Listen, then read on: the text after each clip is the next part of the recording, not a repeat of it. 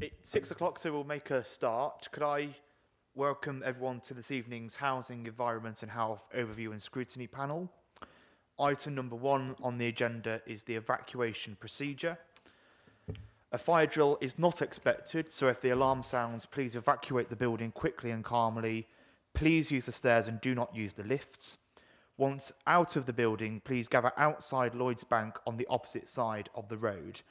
Exit by the door which you entered the room or by the fire exits which are clearly indicated by the standard green fire exit signs. If you need any assistance in evacuating the building, please make yourself known to a member of staff. Could I also remind people to set their mobile phones to silent or please switch them off.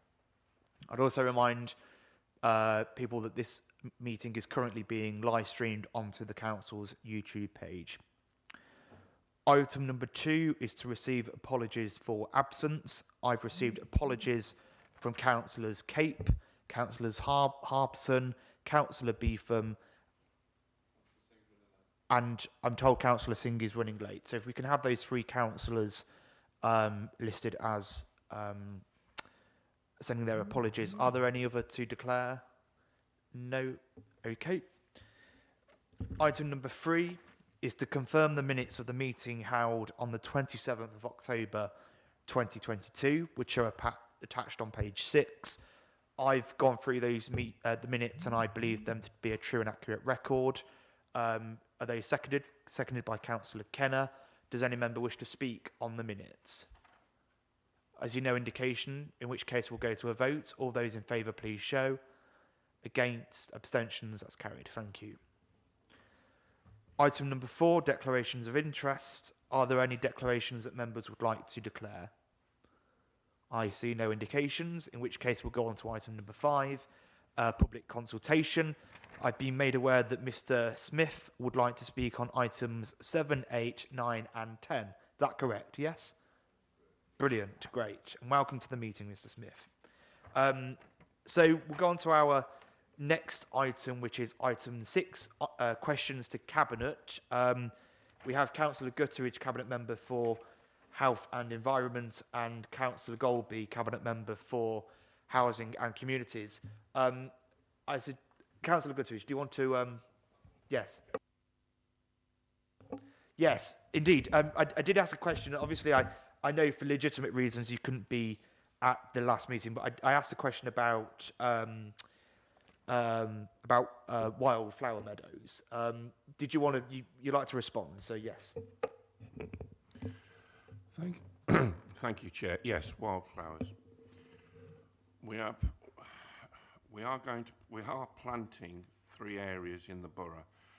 I want to just. It's a trial. Let's start. It's a trial, and we're looking at different soil structures and different ways in how we plant them and whether it falls into our system. And the areas we've identified is the Dingle, the Sloughs and Bayton Lakes. And there will be different systems on how we do it, and they will be proper wildflowers, not like the flowers that we've got down at the Hamburger Island. We are running a little bit behind due to the weather conditions. We were hoping to get some drilling done, but we will hopefully drill them in this early spring. And it is a trial. We'll see if it falls into our system. If it falls into the system, then we will look to roll it out across more areas of the borough. But I have the budget for it from the Biodiversity Fund, and we're all very keen to go. And we will put signs up when we start going, so that we will inform the residents. And we hope to, embrace it with the residents. Thank you. Are there any more questions to Councillor Gutteridge? I see no indication. Thank you for attending, Councillor Gutteridge. Moving on to Councillor Golby. Councillor, one of the remits in your portfolio is financial inclusion. Could you tell us what work you have done and what work you've commissioned as Cabinet Member around financial inclusion, please? So yesterday, the team were out in the market talking to people. There was a market stall. We had 4 separate organisations there. We had the, and I've written it down because I won't remember all of them, the Family Information Service, the Financial Inclusion Service from the Borough, City Save, Credit Union, and also some of my housing team were out there.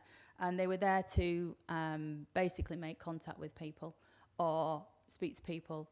I put stuff out on my social media. We put stuff out on the council social media, inviting people to come down and have a chat. And they did actually have quite a few conversations with people. So some of the stats that I've been given, or some of the information on the feedback, was that there were people with housing issues. The financial inclusion officers helped with bailiff queries, council tax arrears, benefits entitlements, and support packages. They gave out slow cooker packs and winter warmer packs. Family Information Service gave out information, spoke to people about school transport, support for free school meals. And then we did have some gift packs that we gave out to people that had things like safety things. So we had like the little purse bells for the elderly to give them some advice on how to protect themselves in that respect. So we had 60 information packs that contained that sort of thing. We also had information about keeping warm and well in winter, purse bells, trolley tokens, room thermometers, drinks, snacks and bags of crisps and stuff like that. So it was actually quite a good engagement by the team, arranged through the Housing and Communities portfolio. Fantastic. And when we look at the report tonight and we see the CAB referrals, and the highest referrals are to do with debt, I think that work is incredibly important, and it's good to see that the council is taking the initiative to get out there in the community to do that work. Yes. Can I just put another comment on the end of that? Yeah, at the moment it's very tempting to go to loan sharks, which is why the credit union was there. My suggestion would be, if anybody is in trouble financially, they can contact the financial inclusion team.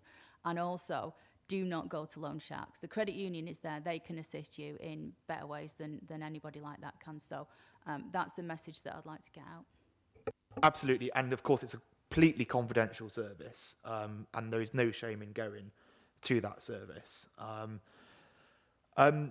The final question I wanted to ask is, I saw in the Nuneaton News, and it's been on social media, that you hosted and chaired a crime summit in light of some of the ASB issues that we've experienced in the borough. Can you tell us essentially what discussions took place in that meeting and what was achieved? So that meeting was actually the start of a process, and it came about because, quite frankly, I'm sick of the state of the town in the ASB, and crime and everything else is not acceptable. So we had the incident, you might recall, a couple of months ago, where the kids were outside Asda waving machetes about, and that was the straw that broke the camel's back, really.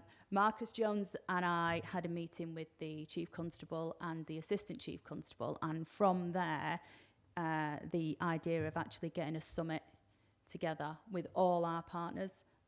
Abu, the communities team, were a big help in getting that organised. And effectively, I wanted to get everybody in a room and just have a full and frank discussion, because it needs to change. The system doesn't work. And as the chair of NABSCOP, I sat in that chair and the room was full, and we had all sorts of different organisations in. We had early help from the county, we had the education team from the county, we had social services, we had police, we had housing associations, we had my housing teams, and the restructure that's gone on within the housing teams is working really, really well. Now we've got dedicated ASB officers and dedicated tenancy support officers. We really are driving home the message that in our properties, we're not going to tolerate this kind of thing. We link in with external partners. We're doing what we can where we can put cameras, etc., etc. And that was a good example to others of how this can work and how they should be looking at their own systems and processes, and we can help them arrange their systems and processes in the same way that ours are being arranged. It was a long time coming, and it's a shame it hasn't been done previously, but it hasn't been done previously. And I'm of the opinion that there comes a point when you just need to get people round a table and discuss the problem face to face, and don't leave the room until you've got a way forward. And that was the start of getting the way forward to try and change the outlook that we've got in Nuneaton and Bedworth, because something's got to give. And I'll just take the opportunity, because I know I've been criticised again for having the audacity to have a job that takes me away every now and again. But I would like to say that if you want to criticise the outcomes that I'm producing in my team, feel free, because you can't. Don't criticise me as a person. Criticise the outcome. If I'm not doing the job, then fine. But actually, there's a lot going on behind the scenes, and that summit was a bit of a representation of that. The teams are working really hard, and I've got to say, the communities team and the housing team are really knocking the ball out of the park at the moment, and they are exemplary, and that was mentioned at the time. So we are being held up as a good example of others that others can follow. So I hope that's helped there. Any further questions to Cabinet members? Councillor Shires. Yeah, thanks for that update, Councillor Golby. With regards the information that's going out within the town centre, what's actually happening in local areas? So there are going to be, across the whole of the borough, there are going to be people who are unable to get into the town centre due to finances, disabilities, caring responsibilities, etc. What is happening to support those people? Because they're actually going to be the people who are going to be most disadvantaged. Councillor Golby. We actually have a schedule of client resident engagement. So if you want to know where the housing teams are going to be, they are out and about. We have the estate walkabouts that's been brought back in. So like I said, with the way the housing team is now restructured, we've got the tenancy support officers who are the neighbourhood teams effectively. They are there knocking on people's doors, checking that everything's okay, checking out basically the neighbourhoods. And any tenancy issues, they can be contacted. We've got the front end phone number, the website, but we have got the road shows that they are doing. So it is actually, we are going out into communities rather than expecting communities to come to us. And I know that you did have something that you wanted the team to engage with, but we do have our own set schedule, and it's not to be kind of, we can't derail that, because we have to make sure that we're servicing our tenants rather than, you know, if other people want to join us, then that's fine, but we're not going to change our schedules. As a follow-up, yes, Councillor Shires. Yeah, we have got something lined up that we had invited the council to come, not necessarily to derail their schedule, but just to be a part of, to sort of get some support together, and that's fine. We've managed to sort that out. I suppose my thing is, and I've come across this, and I've had residents contact me where they're not on Facebook, where they're not picking things that used to be sort of in the local paper that used to go through people's doors that they would pick up.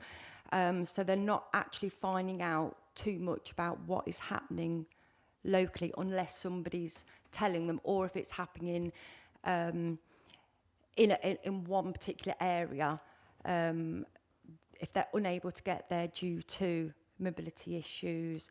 And even with phone calls, we have some residents who struggle with actual speech due to ongoing disabilities and issues. So it's just more about that, sort of those really particularly hard to reach people, and who may not be there if somebody comes and knocks the door, or is particularly scared to answer the door because of, you know, various issues that may be going on. So it's just a kind of we need to remember that there are a lot more people out there who potentially don't always engage in services. Councillor Golby. So to come back on that, firstly, if they can contact you, they can contact the housing team. So there are always going to be people who fall through the net, and it doesn't matter what you do, and it doesn't matter if you've got, I mean, you've just said yourself, if you knock on people's doors, they don't answer. There's very little we can do about that. However, we are able to contact and engage with the vast majority of our tenants. Now, we do have specialist, well, I won't say specialist, but with the tenancy support, we do have them going out and trying to get into contact with the hard-to-reach people. But if we are not getting that back, there's only so much we can do.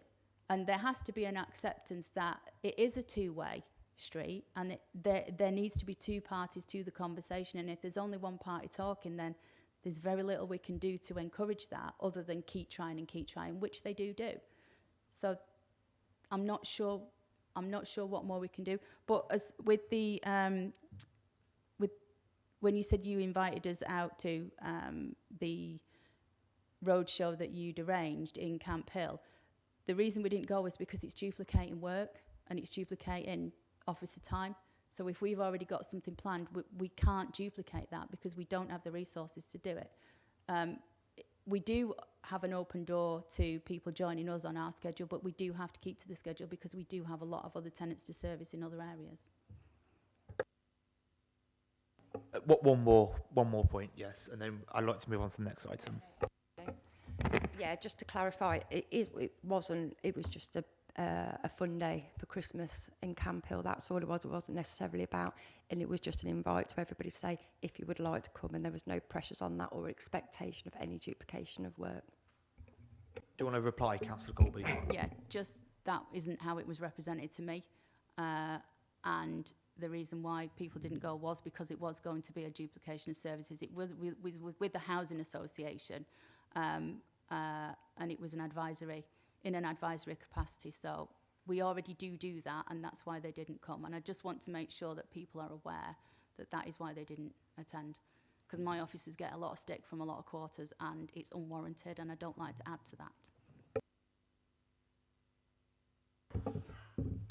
Unless there's any more questions from members, of which I don't see any indication, I think we'll move on to the next item, which is item number 7.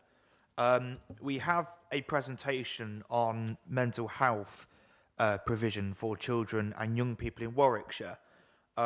We are joined virtually by Chris Evans, who is Associate Director of Operations for Mental Health Services, Helen Broughton, Commissioner for Children and Young People's Mental Health and Emotional Wellbeing Services, and Michelle Rudd, the CYP Transformation Lead for RISE. Can I welcome the three of you to our meeting this evening? And I know that you've got a presentation that you'd like to give to the committee, which we can all see. So whoever wants to start, please do take it away.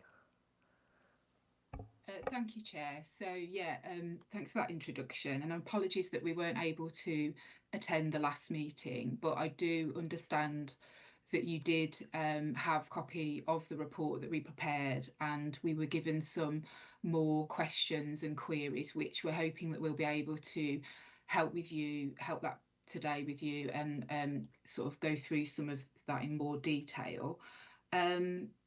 I just wanted to pick a couple of things up before I pass over to Chris.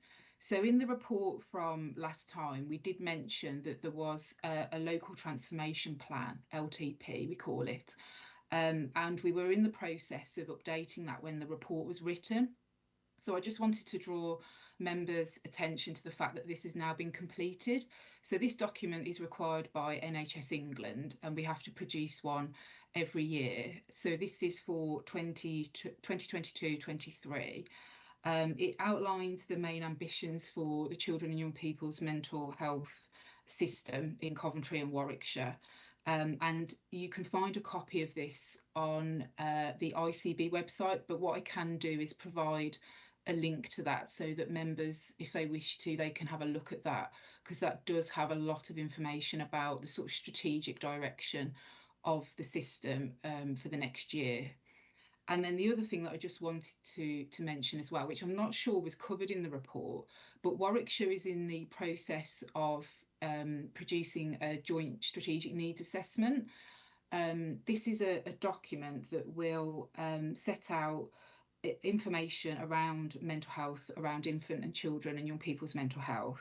It's aimed to be completed in March, and we'll have a sort of current picture of the issues currently affecting mental health for children and young people, obviously in light of things like COVID, the demand that's occurred from that will all be set out as well. Layered onto that are things like health inequalities and looking at wider determinants of mental health. It will also go through services that are available as well. So it will have information about what the Commission services are, but also the wider services that are available in the community that can support children and young people with their mental health. So I just wanted to highlight those couple of things, and then I'll pass to Chris now, who's got the presentation. Thanks very much, Helen, and thank you for inviting us back again to talk on this subject matter, and also for allowing us to join by Teams, which has obviously been extremely useful to us in terms of trying to manage that time and capacity.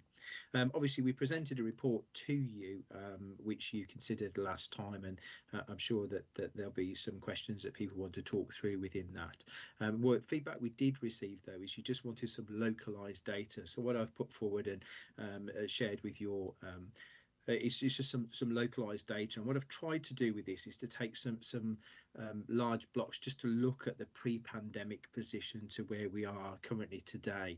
I think it's fair to acknowledge that children and young people continue to have a difficult and challenging period, and whilst we know that the pandemic and the closures and changes that took place in certain schools and school settings, which only then allowed certain people to come, and the pressures that existed amongst households and support created those difficulties.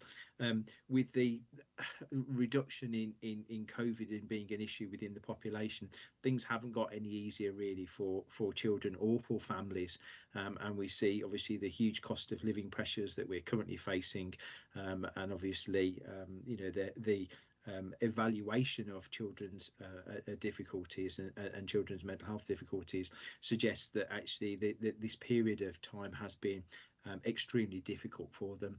So as professionals, as leads, we actually continue to try and understand that and understand the impact of that. And I certainly know that around the world, a number of academics are currently undertaking studies, have undertaken studies to try and understand what's happened and to be able to help inform what interventions and the way that we should work going forward. And I think it's in that context that one of the things I wanted to try and do is try and talk through what we saw pre-pandemic and what we saw now, and are there some changes, and what's our performance in that. So I've put some data together for that.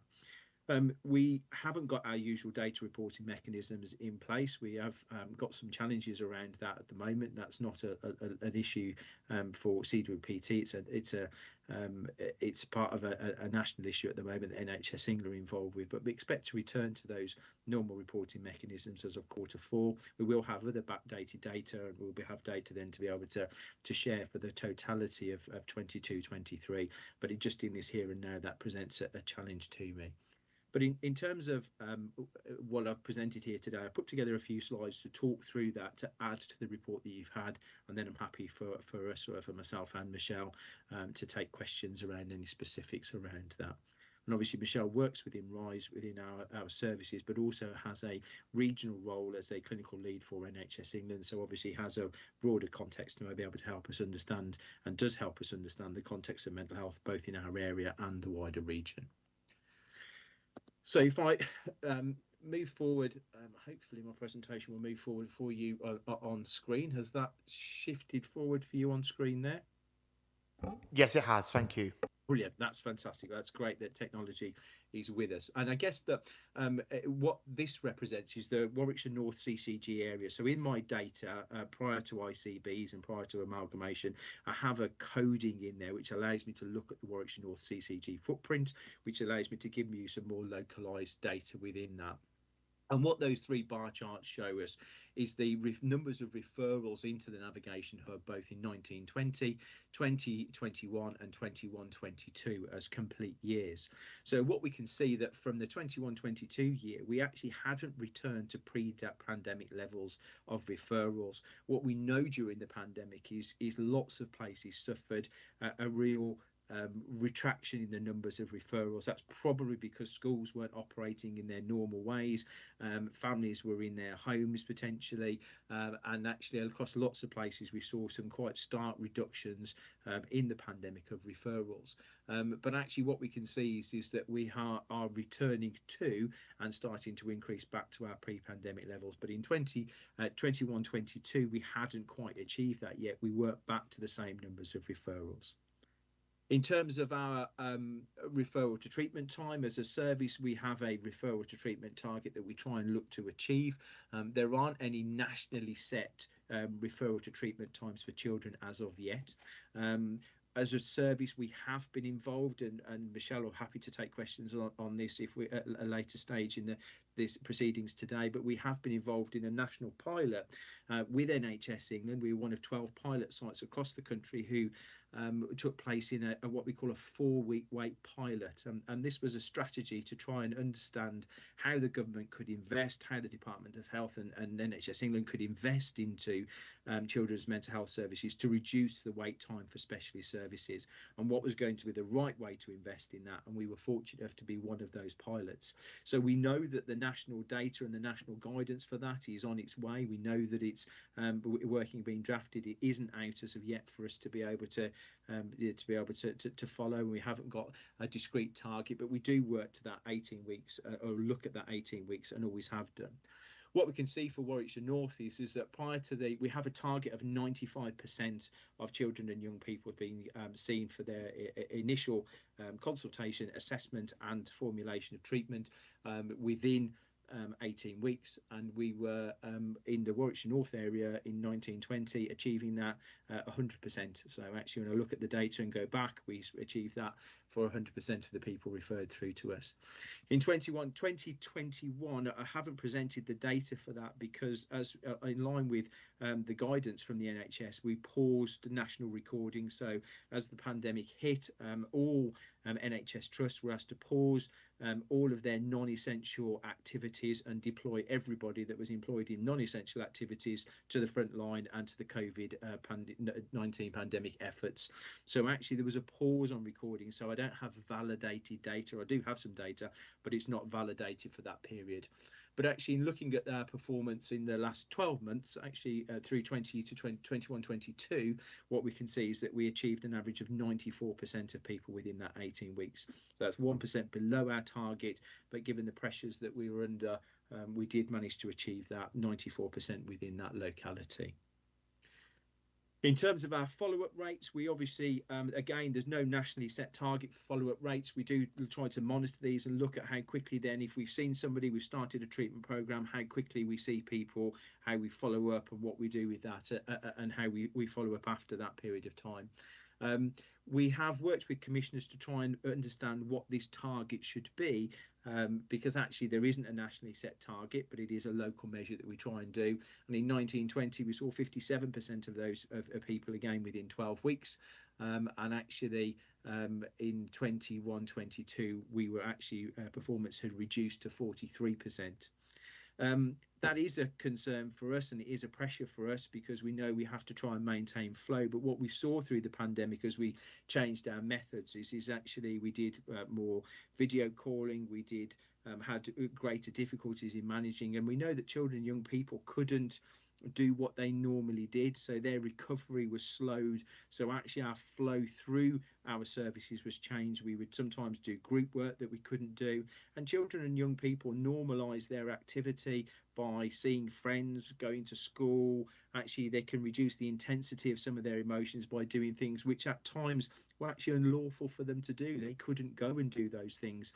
So actually we have some difficulty in managing flow through our caseload at that period of time, and we continue to monitor that because that continues to be a challenge for us.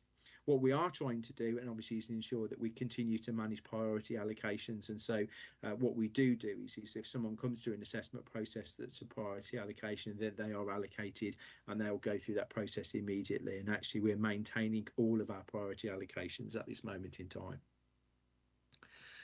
In terms of eating disorders are something that we describe within our report as being disproportionately affected during the pandemic. Eating disorders for children and young people and adults grew during the pandemic, and there's a lot of academic interest as to why that is. But actually, as a system, we were overwhelmed with referrals. We had a transformation plan to try and get workforce in to try and address the deficits we had, but we had a great number of referrals in, which meant that actually achieving our access target for that cohort was quite difficult. And the access target says we should start treatment for an urgent case within 1 week and a routine case within 4 weeks. And what we found is that we just hadn't got the capacity to be able to do that. So we had a number of factors in place to be able to support children and young people and to be able to respond to that and to be able to have physical health monitoring clinics. But actually, in terms of meeting that actual description, we struggled. The commissioners have provided us with additional resources in our transformation plan, and we've recruited additional workforce, and we're making really good progress. We started a new dashboard for data collection in September, which is why I have this data here in front of you for September and October. And this is Coventry and Warwickshire wide data. I don't have an analysis of particular Warwickshire North, but what we can see is that actually we are improving significantly in our timeliness in relation to seeing children and young people for eating disorders, either on an urgent basis or on a routine basis. So we wanted to provide that data to support that. As part of another national pilot we were involved in, and we've been quite successful in some of these national pilots, which is great for us in the Warwickshire area and Coventry area, because what it means is that we get to see the new technologies and the new funding and new investment before anybody else does. But actually, we are one of the areas for the mental health in schools team programme. We've continued to grow those. They started in South Warwickshire, but we established a team in North Warwickshire, and that was completed, and people completed their training, I believe, in September 21 through to.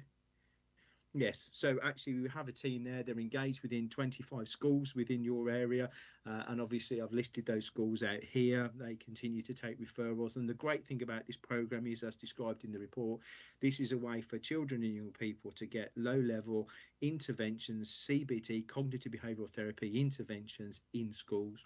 Michelle and the team and Helen, who are working on this project, are also trying to expand that to think about low-level traumas and eating disorders and all sorts of different early help responses and support that we might want to get into schools.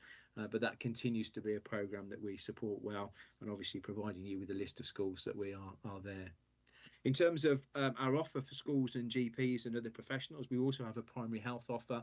And actually, throughout the course of in North Warwickshire, we've offered a range of services. We've offered mood support, self-harm, attachment, which is actually about how relationships are formed between parents and carers and children. Eating disorders work, the Boomerang, which is a schools project, an assembly schools project that's delivered by Coventry and Warwickshire Mind. Self-esteem training.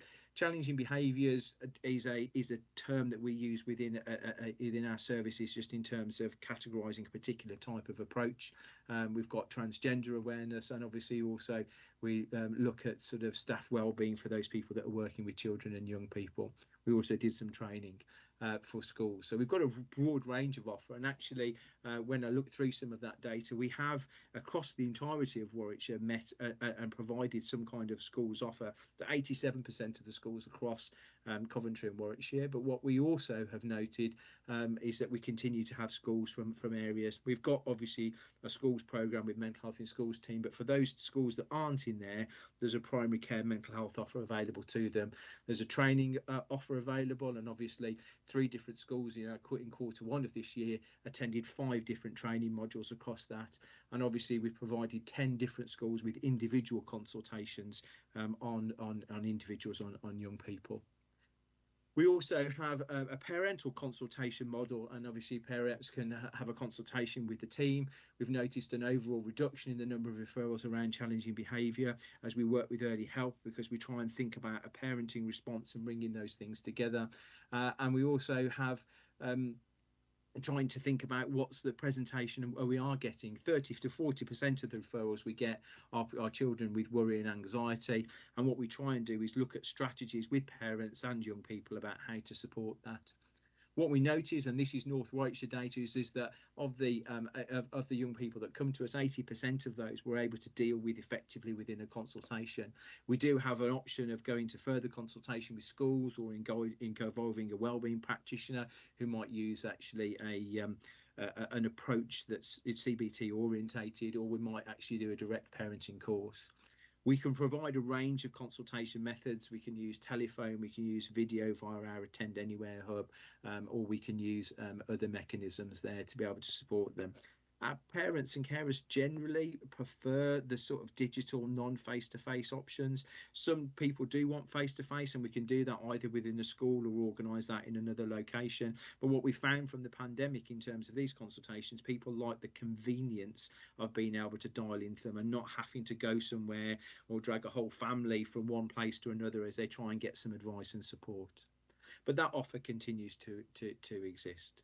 So what I've hoped I've done is that in context of your report and the context of what you've read here, I've added some additional data or some additional context to you for this report this evening.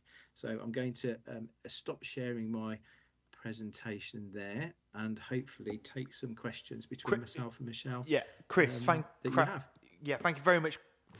Great presentation, incredibly well detailed. Thank you. I do have a public speaker on this item, which is Mr. Smith, so you can speak. Is this mic working? Yeah? Right, thank you.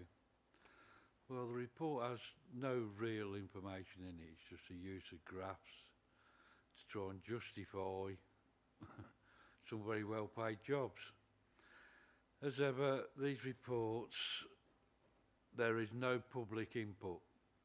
No evidence that any money paid out for this service has actually benefited from the large amounts of money paid or spent on it. This report needs to make an effort to consult the public, consult the public on the services of RISE if it is to have any credibility at all. Otherwise, this report is just a box-ticking exercise for the benefits of those who are paid by it. The same all through all these reports tonight. It's just the only input is from people like that, yourselves. There's no public input in any of it. None at all in any of these. It's just your information. Where's the public in any of this oversight? They're never consulted, ever, in any of this oversight, any of them, any of your meetings. There's never any public input, Kyle, is there? Not aimed at you, but at any of it. There's never any input from the public, ever. It's just your opinions, yeah? You're just trying to justify your own existence. You never engage with the public, ever. And if the public try and engage, you just insult them and lie to them, yeah? Fictitious letters aimed at doing hit jobs on us, yeah? Can we just stick to the item, Mr. Smith? It's got nothing to do with mental health or CAMS. It's just another box-ticking exercise, Kyle. You're justifying your own existence. Where's the public input? It's supposed to be... Well, two things. In relation to CAMS, I'm sure the public input are the hundreds of children who It's them justifying their jobs. Where's the public input? The public input is the hundreds and the thousands of children who use the services. Because I know a lot of people that have. And you say that we don't allow public engagement. If that's the case, why are you sitting there tonight? I know the people that have used the service, yeah, over years, and it's still failing today. And that is why, arising of some concerns, we have called them to the committee. This is not a box-ticking exercise. We have called CAMS to the committee in light of some of the concerns, not only to have public input, but also for councillors to scrutinise what they are doing. The public are entitled to attend these meetings, and I wish more people did. I'm not going to ask CAMS to respond to that because I don't think there's anything that they can say in answer to that. councillors who want to speak on this item. Councillor Kenner. Thank you, Chair. Apologies, guys. I've got quite a few points, if that's all right. Mental health provisions, a topic very close to my heart. It's just something that was mentioned in the presentation about data reporting. It's just a quick one. Is data still being just collected wherever it can be, or is there just a pause on that? No, so the pause on national reporting was something that was undertaken during the pandemic. That's over now, and that has returned to normal.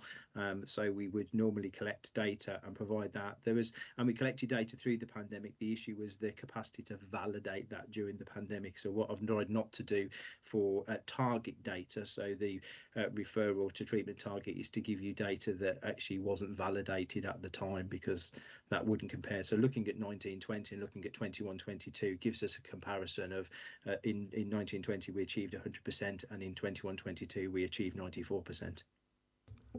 Perfect. Thank you very much. So just moving on to my initial points. First one's to do with COOth, which is point 5.2 in the report presented to us.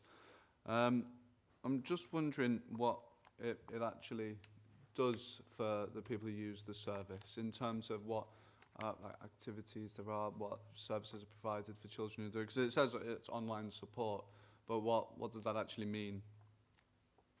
So the sort of support that they have, so what happens is a child can sign up anonymously so they access it via the internet. It's not an app-based application. They will sign up, they can give as much information as they want, or they can be completely anonymous if they want to be. And then on the actual platform, there's various different aspects of support. So one of the main aspects is they can chat as a text chat with a trained counsellor. So everybody that works behind the scenes at COOth is professionally trained. They've all got their qualifications, etc. So they can text chat with somebody. This is the opening times are well past, so it's not a 9 till 5 service, so it enables children and young people to access it later into the evening, so they can do that. There are forums, so there's like chat forums that are moderated between children and young people themselves, so like a peer network, so they can utilise those. And I'm told by COOth that in Warwickshire children and young people are extremely active on these forums compared to other areas in the country, because COOth is commissioned in quite a lot of other areas of the country. So there's a lot of peer support there, which I think certain age groups really appreciate. There's also a sort of portal for information and signposting, so other services, other things that children and young people can access in the area is also on there, and also information, so articles about different mental health conditions, that sort of thing. And I think there's also elements of if they're in crisis, there's some mechanisms to signpost onto support for crisis. But yeah, that's the main sort of thrust of COOth. It's something that's very driven by the child. I think there's also a journaling aspect, so they can do like writing down their thoughts in a safe space. So it gives them a chance to express themselves without any sort of judgment or any sort of that kind of input from other people. So it's quite a good service, and it is very well utilised, and we get a lot of good feedback from children and young people who do use that service. Brilliant, thank you very much. And staying on COOth, because I've on the usage figures, 440 girls, 126 boys. First point, quite broad, is work being done to increase usage overall, but also more particular, is work being done to get more boys involved with COOth, because as we know, it's men that, the biggest killer of men under 50 is suicide. So it's one of those that the more young boys have their issues looked at an early stage, the less that will go on to impact their lives negatively in the future. Yeah, so we have quarterly meetings with COOth as the commissioners, and we look at these trends, and they have an engagement officer that works with them. So we normally speak to the engagement officer about, he provides a report about what he's doing, where he's gone. So he's in schools, he is going to colleges, universities, that sort of places. He does all kinds of stuff around that, and we've talked about this particular issue. We've looked at other possible avenues. So one of them was there's a Coventry Football Club do quite a scheme around mental health with men. So we've looked at how we might link Cooth into that to try and increase in the area sort of the linkages there. There is work being done, and it's a developing thing, so it's not something that's set in stone now, but we are looking to try and work out how we can increase the reach and increase the numbers of boys who can access the service. Also schools, there's a lot of work there in schools that can be done to try and do that too. Brilliant, thank you very much. The next one is on the mental health support teams in the very next section of the report. Might be a bit of a silly question, it's just something on definitions really. So it talks about like referral themes, referral processes. So the actual referral process, is that through schools or is it through GPs or through a mixture of things? It's just so we know that the avenues available to children, young people. So shall I come in for that one? Thanks so much, good question. So the Mental Health in Schools programme is exactly about our clinicians being in the schools and working alongside identified mental health leads within the schools. So they generally take the referrals there and then within the schools alongside the mental health leads. So it's a really, it's a trailblazer project that's a 5-year duration that was set by the government in 2018. So we're in the 4th year of the 5 years in total. But that's so it's about also access to direct referrals, but the other part as well, I think this might support your question that Helen answered so well about young boys, is looking at the culture and the wraparound in schools as well at the same time. And that's the really nice thing about the Mental Health in Schools programme. It has a whole school approach response part of it, as well as the direct work with young people that are identified that are starting to show signs of anxiety, low mood, and things that we've identified in the themes. So it's a bit of both. So hopefully if the 5-year pilots come to an end and the national coverage is achieved, then we'll be able to have a look and evaluate that full programme, not only locally, which Helen and I are a big part of, but also nationally, because there are a lot of lessons to be learned about engagement with schools. But yeah, it's a big thing to be able to engage with those adults that support understanding the emotional wellbeing needs of boys and girls. Brilliant, thank you. So I did have a few points, so I'll just continue. So over the page, the next part of the report, 5.5 on eating disorders. I'm pleased to see in the presentation that now quite a significant number of referrals have been seen within the first week or 4 weeks. There's quite a dramatic increase, so thank you for the hard work that's gone on there. As that being said, having a look when this information came to this committee last year and having a look at it now, you can see that 29-20 there was 100 eating disorder referrals. 2021 there was 128 eating disorder referrals, and over the last year we've had 222 eating disorder referrals. I'm wondering, is there outreach work going on into communities? And this is an issue that more, like, in terms of percentages, affects girls more than boys. Is there work going on to try and tackle? If I just start off on the national picture for that, because it's something that obviously I've done quite a bit of looking at, and the international picture on that. And then I'm going to defer to Michelle, who's the transformation lead, who's leading the transformation around early help, etc. So, as I said in my feedback, is obviously there was a disproportionate impact, and obviously what we have seen is a growth in the number of referrals, and there's a growth in that presentation. There is a sense of trying to understand why that is.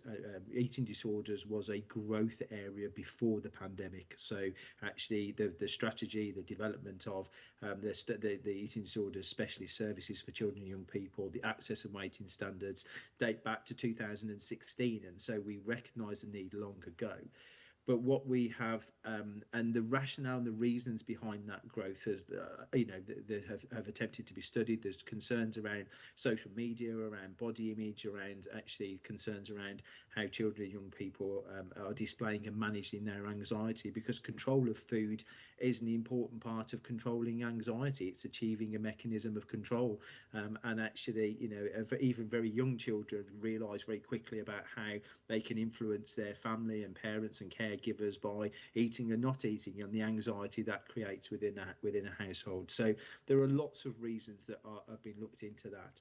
In terms of the pandemic, we saw a growth in that, and again, eating disorders is often considered as though there's a concern around control and the ability to control your emotions, and actually controlling food is a way of controlling emotions, and the visibility of that behaviours or those patterns became very clear to families and parents when they were contained within the same house, and actually that might have been hidden or not been managed, or the anxiety managed in other ways, with friendships, relationships, doing other activities that could be done, which is why we saw a growth in that. So we saw that, we recognised it early on that we were seeing a growth pattern, and we petitioned hard for resources to influence that and make a change. And I'll hand over to Michelle to talk about what we are doing to try and arrest some of that growth.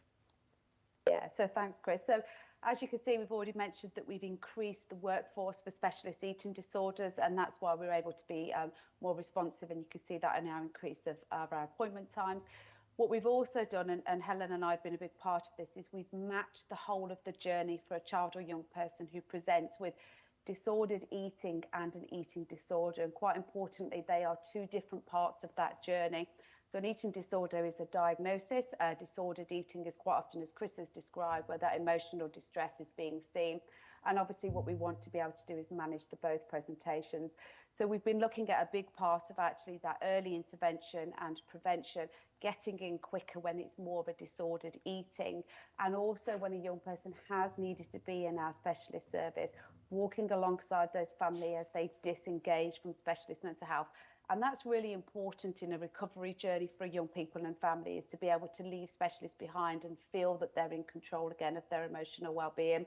So we're linking up in partnership with First Steps, who are absolutely fabulous at providing that wraparound support, and they're going to really enhance the journey and have that ability for us to be able to support families both with carers and the adults that are around the children and young people, and the direct work with children and young people themselves. And also with our mental health in schools programme, it's giving us another great opportunity to link in with local BCS, the voluntary providers, who also start to do some really important, valuable work at that early stage about body image. Like Chris said, the social media, what are we seeing? Because that's where it tells us we need to put some of our specialist blend into that piece of work. So yeah, we're doing a big piece of work around that. And the final part, what we're trying to do around this is working with GPs. So we're about to launch a programme. NHS England developed a training package for GPs on eating disorders identification and support, and early help in that, and referrals. And what we're doing with is working with Helen as our commissioner and an engagement lead from NHS England to look at how we support GPs more in terms of being able to recognise early problems, talk about those problems early, get in there, provide the emotional support and regulation to that, and actually move out before we need a specialist service. And that's where an additional a service like First Steps will really help us. So we recognise that, we see it, we're trying to keep abreast of the national and international research that tells us what's happening here, but also we are delivering under the transformation plan a programme of support. And that's why I think it's also really important that you as councillors get a chance to read that updated report and plan as well.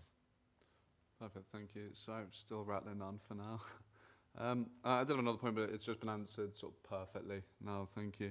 This is still on the eating disorders section of the report. It's in the bullet points, the last two. They are identical to last year, so they haven't actually changed. So I'm wondering if there's the second of those, or the third point in that bullet point, spans in the age range accepted for treatment. Brilliant. I've got no complaints still about that being in the report. But the second one, developing a treatment pathway for restrictive eating disorders. Is there any update on that from this year's and last year's report? Yeah, so I'm happy to give an update on behalf of Helen and I. So we have been doing some work within the system. I think one of the difficulties has been, particularly for young people with restricted eating disorders, they need a range of services, which are our paediatrician colleagues, our speech and language, our dietitians. And there's recently been, hasn't Helen, a dietetic report that talks more about what that clinical offer needs to be.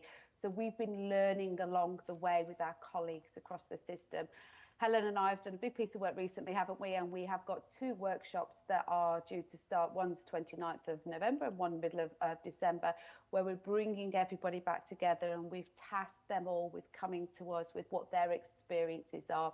It's still very difficult because a young person's restrictive eating doesn't necessarily mean it's a mental health difficulty, but what we do know is that young people can become very poorly, and as a result their emotional well-being does get impacted.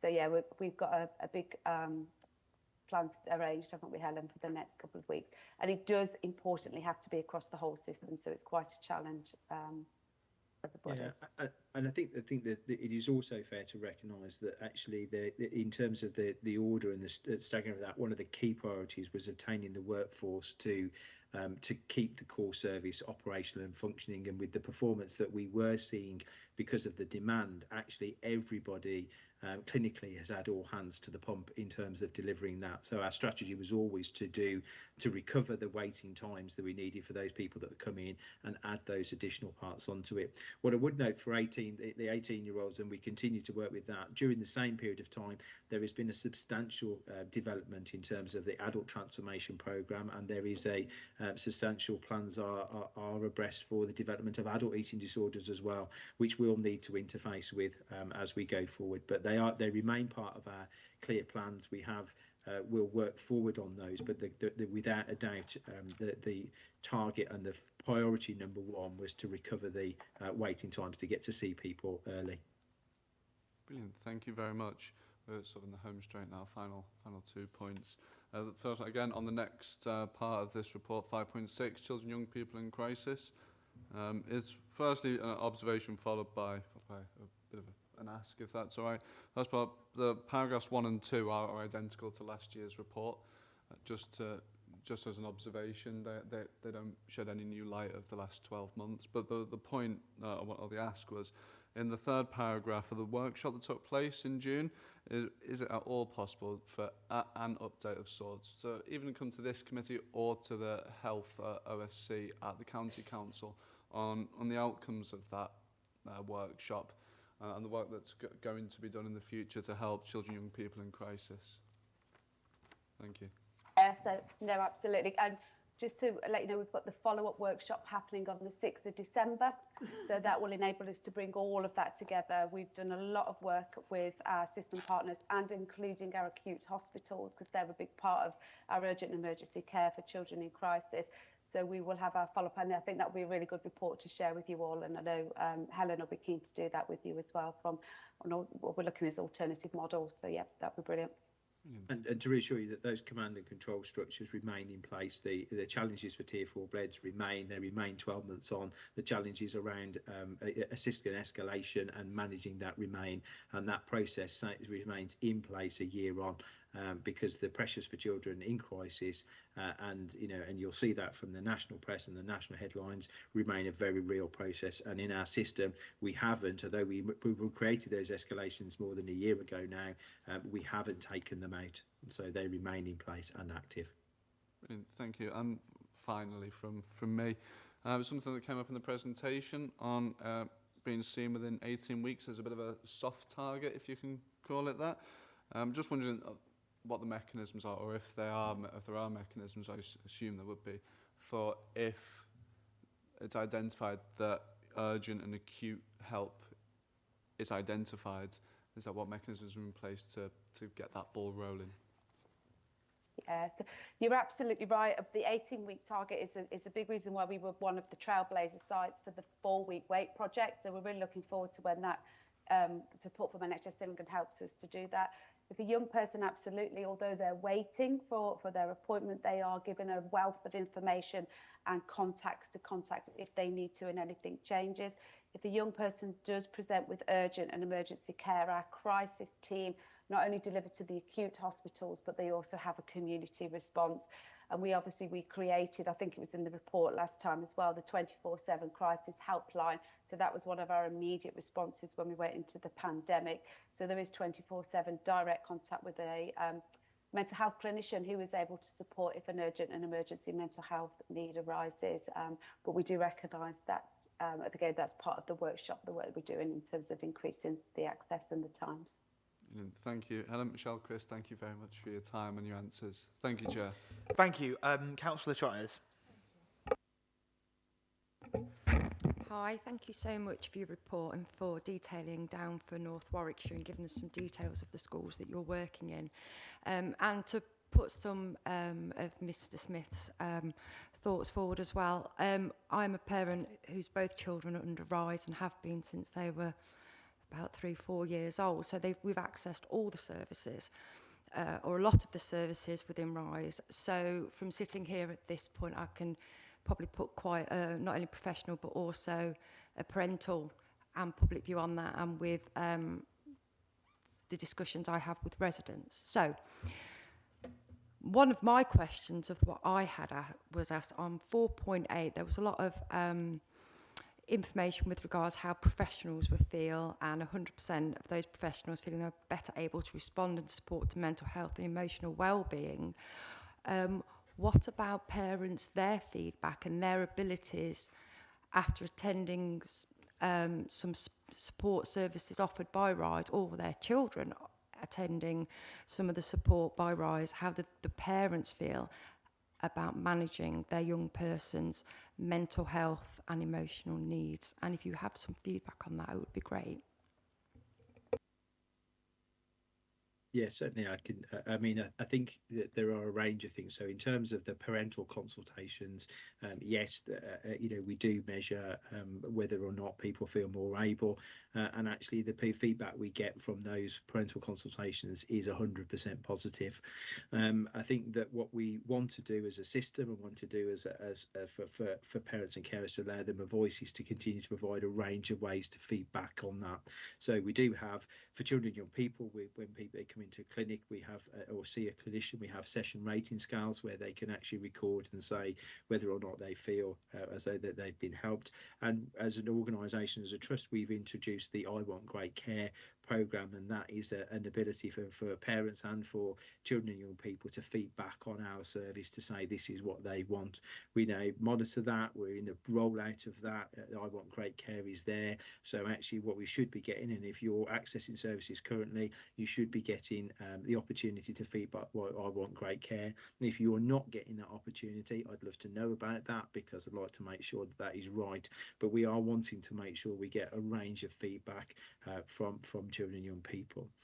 The other key part of, I suppose, getting that feedback and measuring that outcomes and that's in performance is making sure that we use accredited outcome measures for both the clinical interventions and the experience measures for children and young people and families. And we are part of what we call CORC, which is the Child Outcomes Research Consortium, and we're seeking accreditation with that to make sure that the tools that we are using are valid, are validated, and that we are evolving and getting feedback from the right people at the right time and from children and young people and carers. And Michelle, who's heavily involved in that and has been involved in the accreditation, can talk to that if we want any more detail. But we are the primary care report consultation, which is where that 100% feedback of good professional felt helped. We have the same feedback that comes back from parents and carers about the parental consultations. And in my report, the outcome of the parent consultations is what I presented in the final slide of the presentation. I'm not going to go on too much, but one thing that I did wonder was with regards to children's crisis resolution and home treatment, what is crisis? What would be an acute crisis that would mean that you would get involved to give the family that support? Thank you. That's a really, really interesting question. And crisis means a lot of things to a lot of different people. And that's one of the difficulties in terms of NHS England also being able to describe that. What we will always say is if a young person feels that they're unable to maintain their safety, they're unable to keep their well-being, and parents are also feeling that, that's the reason we have the crisis 24/7 line. So there's always that clinician there to speak to. If there's an immediate risk, and I'm always really important to say that while we're a crisis and resolution team, we're not the 999 service, then we do work really closely with our colleagues, both in the ambulance service and our acute hospitals, and then we wrap the support around those young persons at the time. But I would always hope that people are able to utilise the crisis line, because quite often that allows us to talk it through and be able to understand what the difficulties are. We're also, because crisis is also means an awful lot for young people in terms of their education, their social well-being. So we're working alongside our partners in social care to also see how we can support children, young people and their families with that part of the crisis. Because quite often for children and people, and I'm sure you know, and I'm telling you all, is it's a whole mesh of emotions and experiences that we need to untangle. So absolutely. But in terms of our crisis response, we're there to see children and people within 48 hours. That's our agreement. But contact is always made before then. If the situation is too unsafe, then we support our young people and families with their acute colleagues. So our paediatric wards for Nuneaton and Bedworth, obviously that's UHCW at Coventry, but we're there to be able to support together with our paediatric colleagues. I think that's a really helpful response, Michelle. And I think what we also have encountered during the pandemic is actually people who have felt difficult in controlling their emotions and regulations, who've got other conditions that are not mental health based. So certainly those people that have got neurodiversity found the changes in routine and structure very difficult. We did at those periods of time have some additional colleagues join the crisis team to be able to provide some support around that, but that has led to further discussions about what autism support might be required, because actually we often get contacted as well for children and young people with neurodiverse difficulties, whereby we're trying to fit them into a mental health model. And actually what we are keen to do is understand what autism services might need to be there to support children and young people who are feeling unheld and uncontained for whatever reason, and actually need that support. Sorry, this is my last one. We all know that children pick up on family stress and they absorb that, and that comes out in various ways, and that can be in control, and obviously control with food. And it's very widespread at the minute about the issues people are going to face with financial crisis, the increase in the use of food banks, of parents worrying about being able to afford their mortgage, heat their homes, etc. And I know from work that I've done when I've worked with CAMS, when I've worked with social care and citizens advice, and we work to prevent young people going into care by improving families' financial and emotional social situations.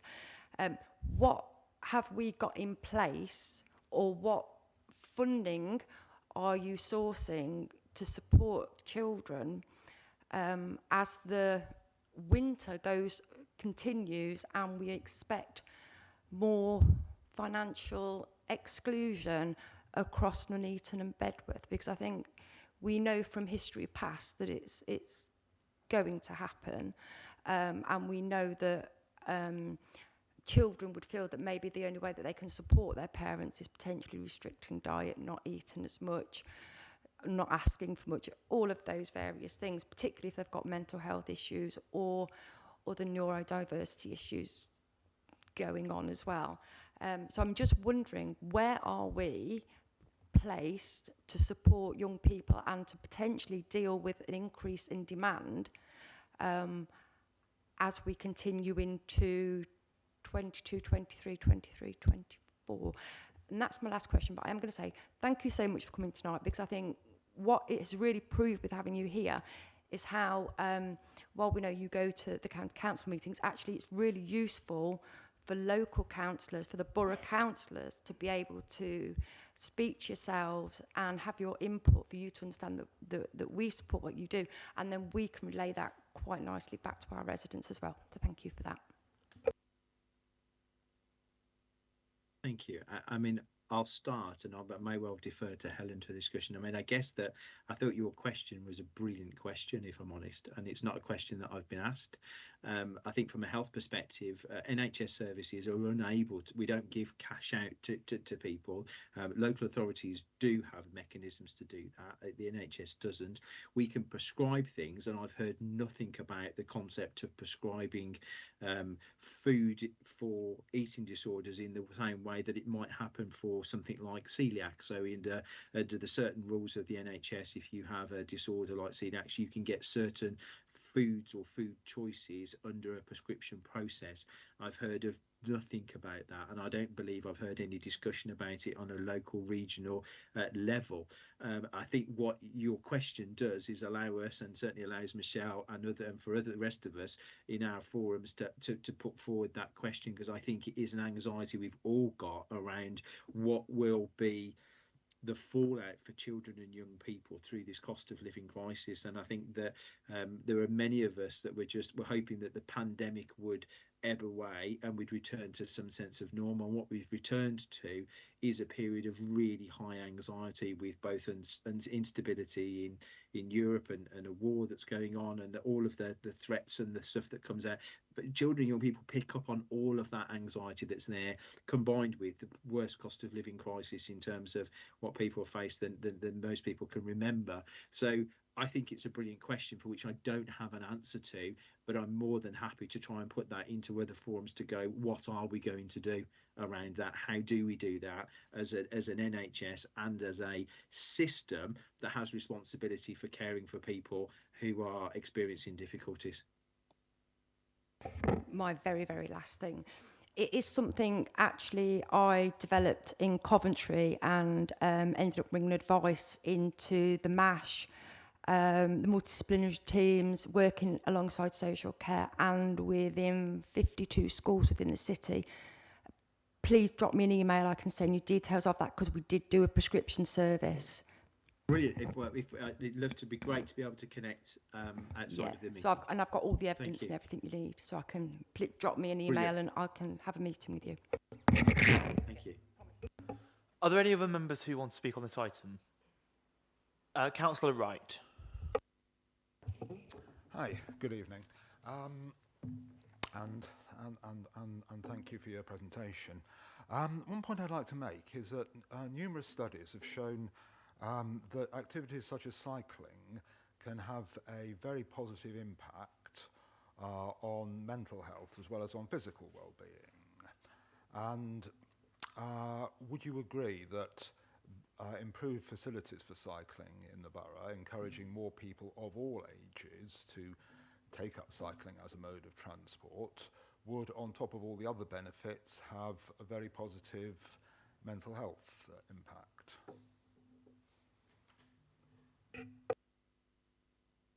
I was going to defer to Chris as a keen cyclist himself, but I could see, but I mean, I'm an Nuneaton and Bedworth resident. I live here, and I do see that one of the difficulties is there are very few cycle lanes. There are very few abilities in Nuneaton and Bedworth to be able to support cycling for any age, actually, rather than just young people. In terms of cycling, absolutely. In terms of physical health and the ability to support good emotional well-being, absolutely. It's something that our young people do benefit from. It needs to be thought of through, and Helen mentioned earlier, particularly with some key areas like the Country Sky Blues, where they can do some targeted program as well. If we can connect both physical activity and how that enables you to develop an emotional intelligence and way of communicating, because quite often our young people won't necessarily connect a tummy ache and a headache with anxiety and worry, then those two together do make a really big difference. But certainly I do agree with you in the whole that is a really important part of children and people's well-being. And certainly, yeah, as a keen cyclist, they'd probably have to declare a sort of a potential conflict of interest there in terms of, you know, I do see the benefits of it and the well-being benefits of it. And what I would say is that we do need to support Michelle's view that activity is really important, and actually, you know, the psychological well-being of exercise is an important part. I would say that one of the things that we have tried to do with the mental health and schools team program is to engage youth work within that program and to look at having youth work in there, because what we want to do is to work away from medicalised ways of supporting people's well-being. Cycling is one of those activities, running, walking, jogging, team sports, single sports, all of those things are beneficial ways to improve mental health and well-being, and we would support anywhere that was trying to improve the activity. The other key thing obviously is around that is we do have a, you know, sort of a well-being and an obesity issue which has an impact on well-being and emotional feelings as well. So again, you know, all of that activity is really positive and we would support that. Any other member? If you want to come back, you can. Councillor Wright says thank you for the response. In which case, Chris, Michelle and Helen, thank you very much for attending this evening. It's been incredibly useful. And I think it'd be good if you could come back 12 months down the line and tell us how you progressed.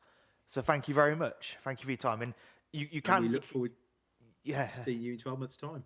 Thank you very much. You can leave now. You're welcome to stay, but I appreciate that some people have dinners to eat. And yes, and unfortunately we've gone back to back since 8 o'clock this morning, Michelle and I. So we will, unfortunately, thank you for your kind invitation to stay, but we will now leave for the day if you don't mind. No worries. Thank you very much for your time. Thank you. Thank you. Thank you. Thanks. Bye-bye. Okay, so we'll now go on to item 8, which is the NABSCOP Community Safety Report for Quarter 2. We have Abu Malik, who is our head of communities. I think you new head of communities, aren't you, or newish? So congratulations on behalf of the committee. And if you want to present your report to committee, please do. Brilliant. Thank you very much, Chair. Yes. So this report kind of covers the time span of Quarter 2 for this year. And it's a report that we normally bring twice to the committee throughout the year. As you'll see in Appendix B, there's kind of in-depth information together with some narrative. Ordinarily, Inspector Chris Shaw, who's our new Safe Neighbourhood Teams Inspector, would be here to take questions, but unfortunately, due to a number of kind of urgent operational matters, he's not been able to attend. He was due to attend, but at the last minute, he's been pulled to something else. So he sends his sincere apologies. So as you can see from the information within the report, we've got a number of areas of kind of crime, community safety that are on the increase, such as the total crime. You can see the percentages increased, violence and the subcategories there, serious acquisitive crime, the small fires over the summer period were quite a problem for us, and then knife-related crimes are also an area of increase. The areas where there's been some decrease or a slight decrease are alcohol and drug-related violence, and social behaviour, and hate offences. I think one of the things to say with this, and it's a trend probably across the other districts within Warwickshire, and more broadly nationally, is we're seeing kind of levels get back to normal. So post-pandemic, we're seeing a kind of positioning of where we were maybe before the pandemic, but we'll see how that pans out. And there's a number of additional factors, different factors, particularly the kind of cost of living, which is going to have a significant impact, and we'll see that in each quarter as we get the data. Some of the other bits that you'll see within Appendix B, within the narrative, with regards to the kind of violence, you know, 2 areas in particular are Abbey Ward and this particular areas of Camp Hill that, you know, we are kind of getting hit quite hard, and we are working together with our partners to look to measures to address that. You've got domestic abuse is also a significant area of focus for us, as it is for the other districts. So when we've met with the community safety managers of the other local authorities, it's a major issue for others as well. But for Nuneaton and Bedworth in particular, it is currently an issue, and it's been a long-standing issue, but it's massively complex. It's a massively complex area, but we are working really, really hard, and that was one of the things, particularly at the summit, that we will be looking to really focus the minds of partners on. And an area that is kind of crept up on us, as you will see, is within serious acquisitive crime. There's a number of subcategories, and theft of vehicles has just slightly kind of hit us quite hard in a couple of parts of the borough, and that's detailed within the narrative as well. Within the category of violence with injury, interestingly, and again is in the narrative, this is mainly within the home setting. So that's something, again, that we're looking at mapping, trying to kind of focus on locations, and then see what we can do around that. And within the hate crime category, which was on a slight decrease, again, the lion's share of that within the borough, and you'll see within the numbers, is race-related hate crime. So what I'll do is, if there's any particular questions that I can answer, I'll take those questions. Otherwise, I'll ensure that they get to Chris Shaw, and if needs be, he can meet with people individually and address any of the questions or concerns people may have. Abu, thank you very much. I do have Mr. Smith as a public speaker on this item. This is the policing related one, Mr. Smith. As I say, very little information, no public input again. You can never come up with anyone from the public who'll vouch for your words on what you say your services are doing.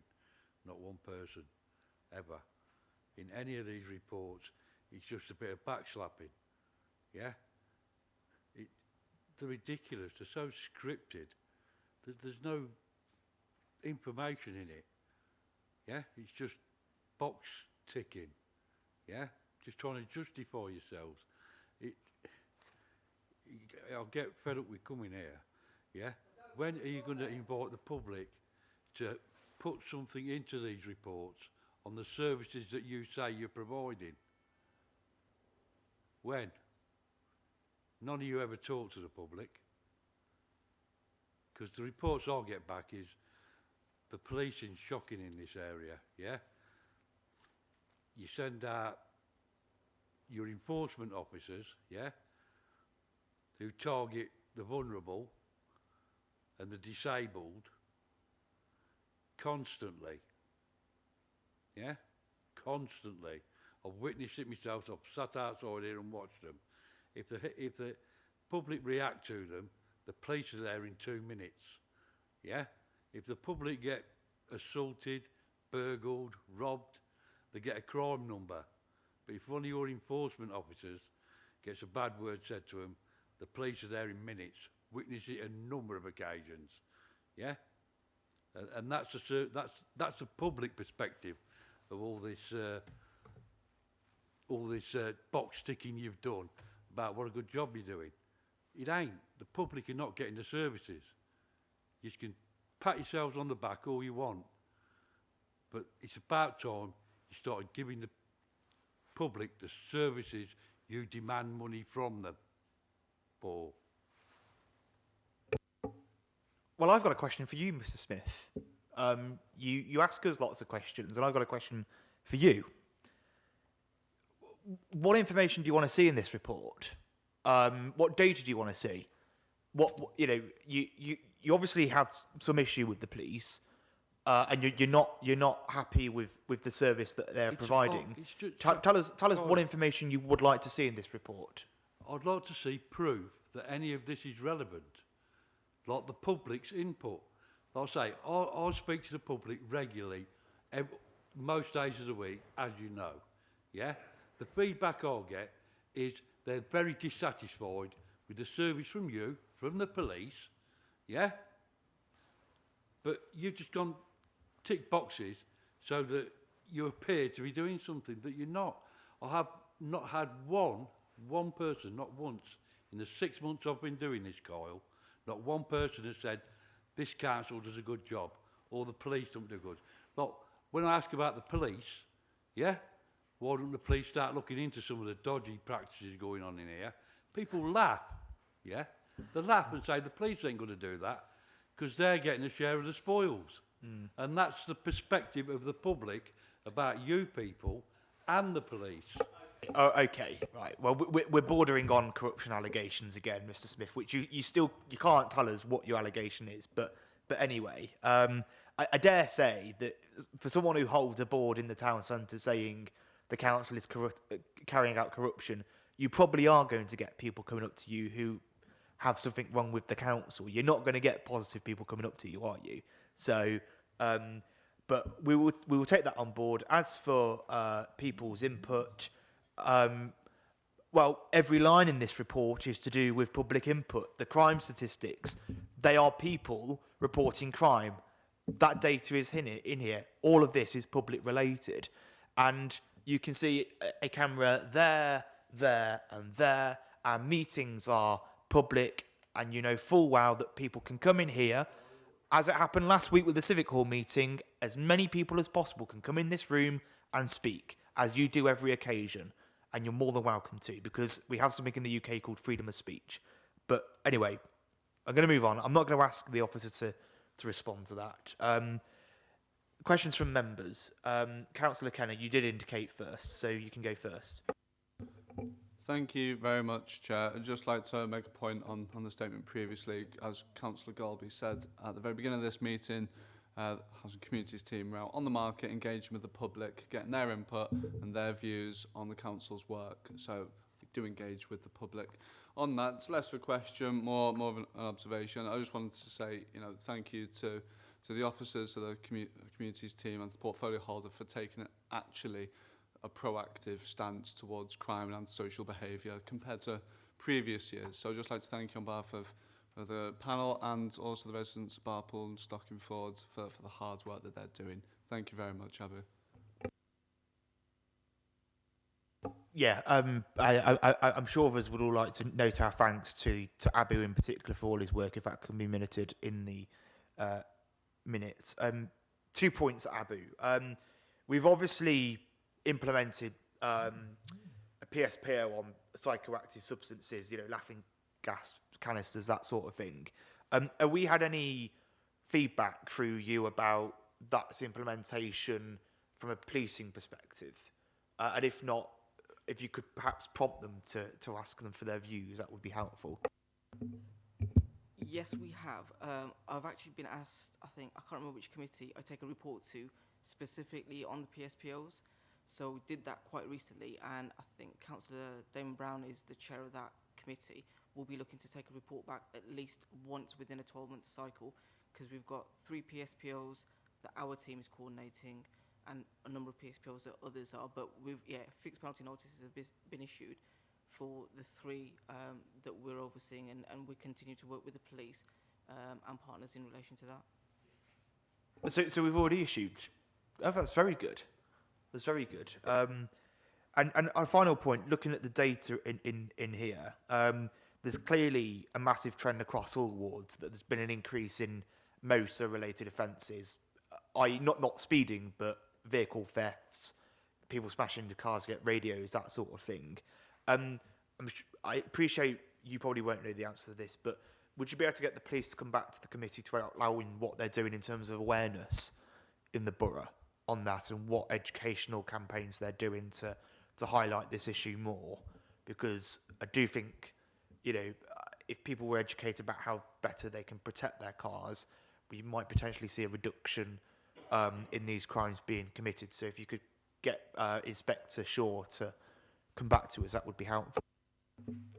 That's not a problem. And as an example of maybe something that we do specifically as a local authority, we give out within a particular kit, if someone's had their vehicle tampered with or stolen even, protection for their kind of keys and a particular wallet, and a number of other things that are done alongside that. So there's a number of practical measures that we would look to do for any victim of kind of vehicle-related crime. So, but I'll pick that up with Chris and bring that back. Councillor Shires. Thank you. I'm not sure if it's a question. I'm just looking through it, and obviously, it's one of the couple of things that are really jumping out to me is the increase in domestic violence, child sexual exploitation, and general violence crimes with injury. And while there's engagement going on, unfortunately, we know that in particular with domestic violence, with particularly child sexual exploitation, a lot of these things happen completely below the radar. And it is those people usually that are more vulnerable that we actually need to target and need to reach. And particularly in things of sort of domestic violence, because there's usually a whole family behind there with children who'll be picking up on that and needing access then to potentially rise services. So there's quite a whole, and usually the way, particularly when it comes to financial inclusion and income starts to reduce, sometimes the victim, whether they be male or female, feels trapped to stay in that property and as if they have, and that they have no means of escape. Are we expecting a further increase in those kind of crimes? Domestic violence, child sexual exploitation, violent crimes, etc. Because it is worrying, along with the other data we've saw with the JSNA at the last meeting, with conversations with RISE. You know, there is a lot of data that supports financial exclusion, along with rising crime and in particular domestic violence. I think the kind of short answer to that would be yes, probably. I mean, an example would be particularly around any kind of football tournament and the World Cup in particular. DA and DV, domestic abuse, domestic violence, always peaks.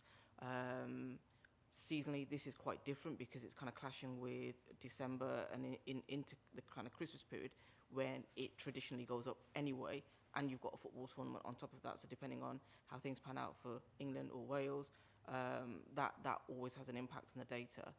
And one of the things with domestic abuse, domestic violence, as was discussed by the 45 or so people that were here last Friday, that is one of the most complex areas in terms of offending and the impact that it has on a family and on a community.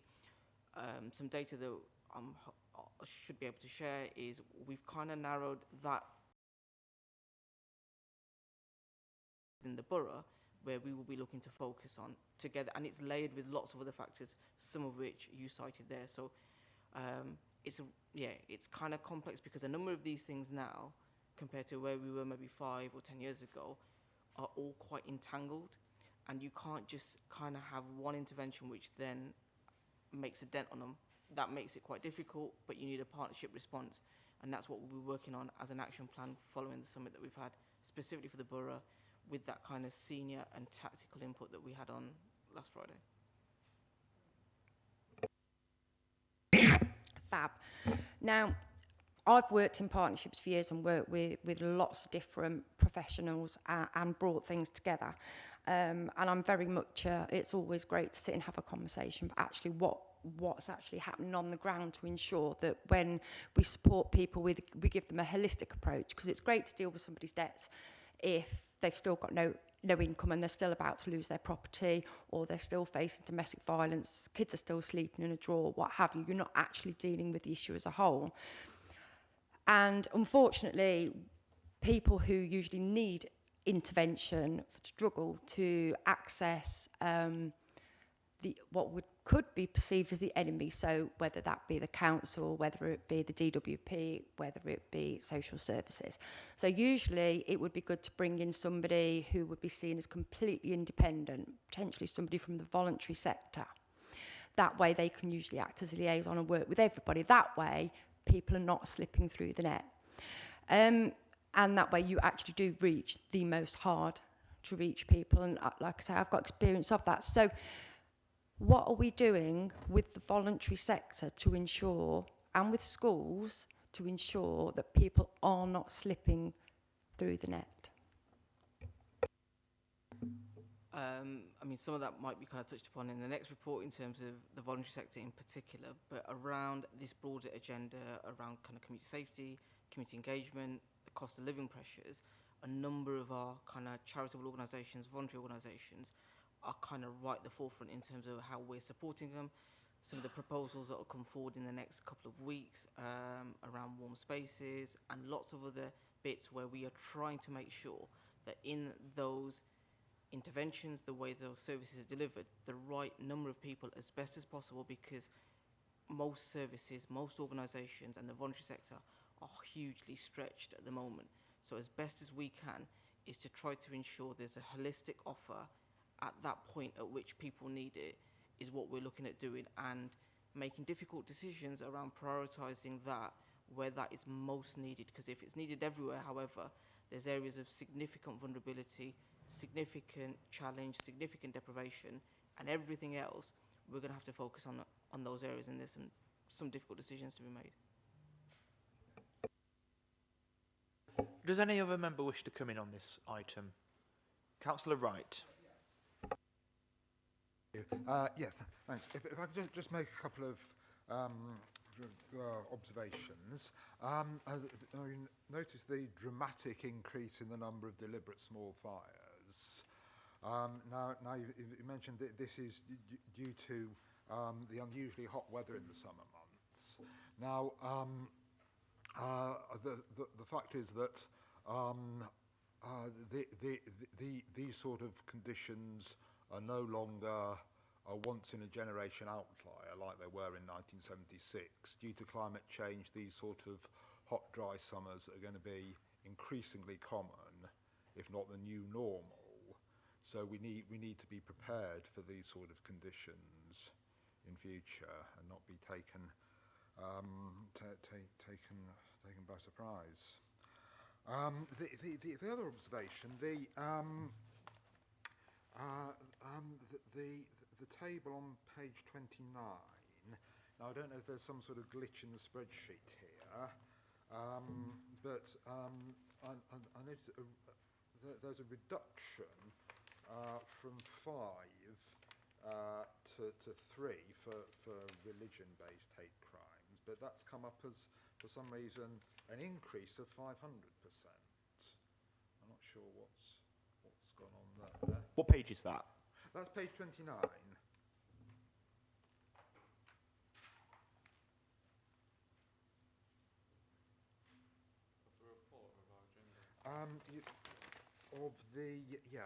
Page 29. In Appendix A.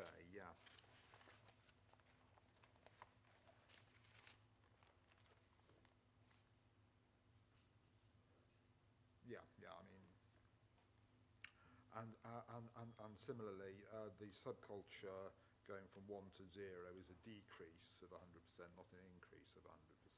So.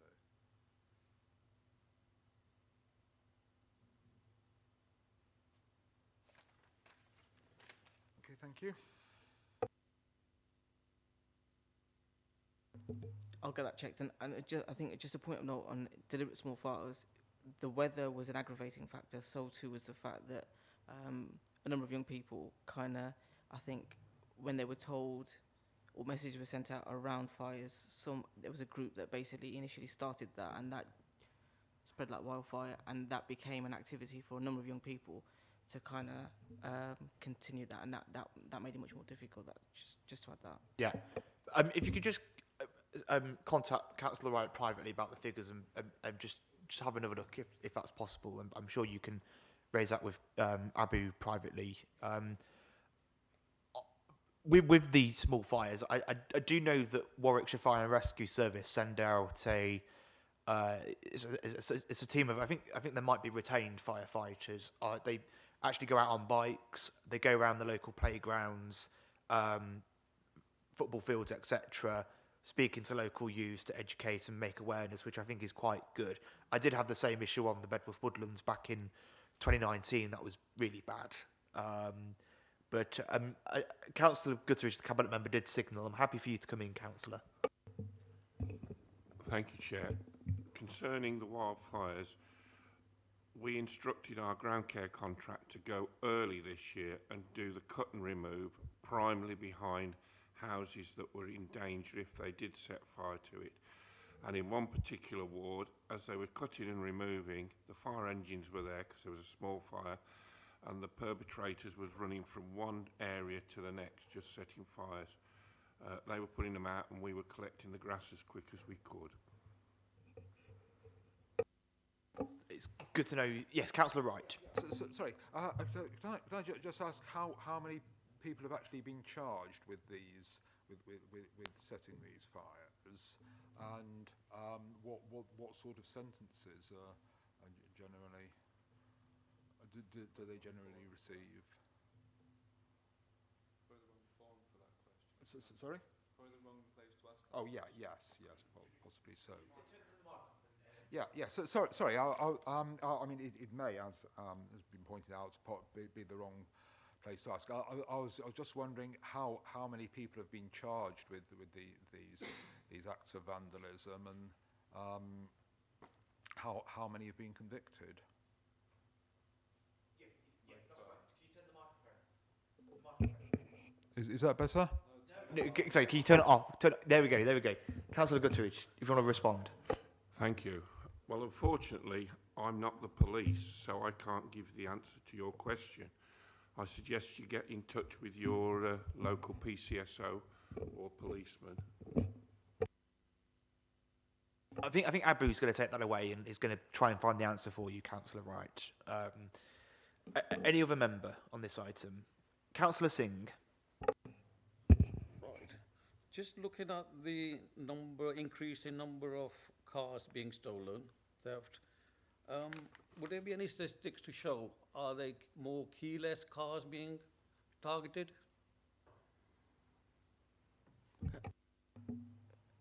Yes, we have had a number of spates where areas have been targeted specifically for probably more high-value cars. However, that's changed a little bit recently to different types of vehicles. So we're kind of hovering in between the two. So I can kind of find out a bit more information about that at the moment. But we've definitely had a period where kind of car key burglary for keyless vehicles and various devices were being used. Now then, because of just the buoyancy amongst the second-hand car market, we're seeing that increase, which hasn't happened for a long, long time. Thank you very much, Abu. I think we will conclude on that item. If we go to our next item, which is item number 9, the Community and Voluntary Sector Performance Report. Again, Abu, this is your report if you'd like to present it to the committee. Brilliant, thank you very much. So this is a report for, again, periods quarters 1 and quarters 2 for the performance of Warwickshire Community and Voluntary Action and CAB. So they're two organisations that we support financially and who kind of deliver a huge range of services to our communities and our residents. As you can see, first up, the information is with regards to Warwickshire Community and Voluntary Action, CARVA for short. So through the periods for quarters 1 and 2, they have worked with 119 community and voluntary organisations on 167 different projects for that 6-month period. In terms of funding that they've applied for £150,000 in that period, of which 101,000 has been bought in, has been agreed, has been signed off. With regards to some of the work, and the information is, the report is sizable. I'm just kind of picking the kind of key highlights. 23 new... Yeah, don't need page to page. We've already gone through. Just highlight what you need to highlight. The highlights. 23 new voluntary organisations they've worked with to bring forward for 31 new opportunities and 201 volunteers registered. With regards to the CAB, through this period, they've seen 3,000 plus people for 10,000 plus issues. And again, that's highlighted, detailed in the report. The 2 wards where clients have come from in terms of ward that has been the greatest has been Abbey Ward for that period. And as was highlighted, I think, and touched upon by the chair earlier, debt and benefits are the 2 kind of clear areas of greatest support that is required. And, they've generally been at the top of the pile for a long period of time, understandably, and it's more acute right now. Happy to take any questions. Does any member want to speak on this item? Okay, I just got one point about CAB, particularly the Bedworth branch. When we redesigned our customer service provision across the borough, I don't think it was highlighted. I appreciate customer services didn't come under the remit of this committee, but it sort of feeds into CAB. I feel that CAB has seen an increase in their casework in Bedworth because it's not exactly well known that if residents in Bedworth and Bulkington want to see an officer, instead of what they used to do by going to the Bedworth area office, they can now get a home visit. I don't think that is necessarily communicated as well as it could be from customer services, which I think in turn is having a knock-on impact on CAB because those people are now going to CAB rather than us. And it's just creating additional work on CAB when actually it'd be far easier if those individuals just come directly to us, essentially. So if possible, could you just emphasise to customer services and also communicate to CAB that the offer for residents in Bedworth and Bulkington is there. If they want to see a council officer, we will provide home visits, which I think is actually a better service, quite frankly, than what we had previously. So, yeah, if that could just be communicated, that would be great. Any other member? Councillor Shires. I'm so Yeah. sorry. So sorry. I completely forgot. Councillor. Sorry, Councillor Shires. Mrs. Smith, you're down as a public speaker on this item. If you want to speak, I completely forgot. I apologise.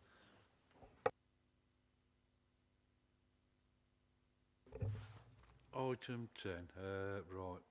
It's mostly to do with the FOI system, which doesn't work properly. That's the next one. Mrs. There's Smith. no indication of that in the report. Oh, That's the next item. sorry? That's the next item. FOI's next item. So We're on Housing. item 9, community and voluntary sector. Yeah. Yeah, the housing side of things is pretty poor as well. Another not very well put together report. As again, no feedback from the public as to whether it's working or not. We get none.